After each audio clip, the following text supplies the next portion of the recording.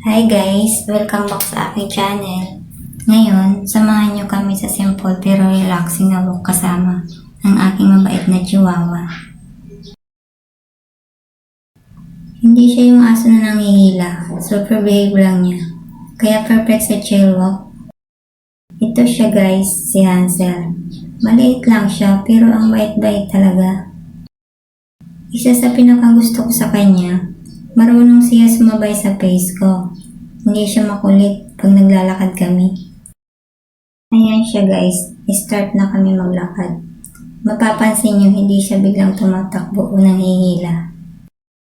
Relax lang siya, parang alam niya na kailangan niya sabay lang kami. Ganito yung gusto ko sa kanya, hindi stressful.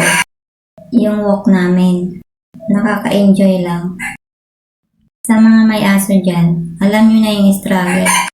Yung dog nyo sobrang lakas humatak. Pero si Hansel, hindi talaga. Siguro dahil nasanay na siya. Or natural lang talagang calm siya. Importante din siguro na lagi natin ilalakad ang aso natin sa labas para masanay sa environment. Hindi rin siya aggressive sa ibang tao or ang aso. Tahimik lang siya, observe lang.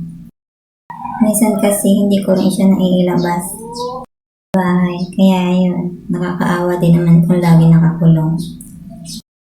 Kaya ginaalak ko muna siya dito sa labas. Saka ang init ng panahon ngayon, kailangan din naman siyang mahanginan sa labas. Basta sa umaga ko lang siya nilalabas. Importante din na hindi natin masyadong pinapagod ang aso, lalo na kung ganitong maliit lang, chihuahua. Saka kailangan hydrate din lagi, lalo pag outdoor walk.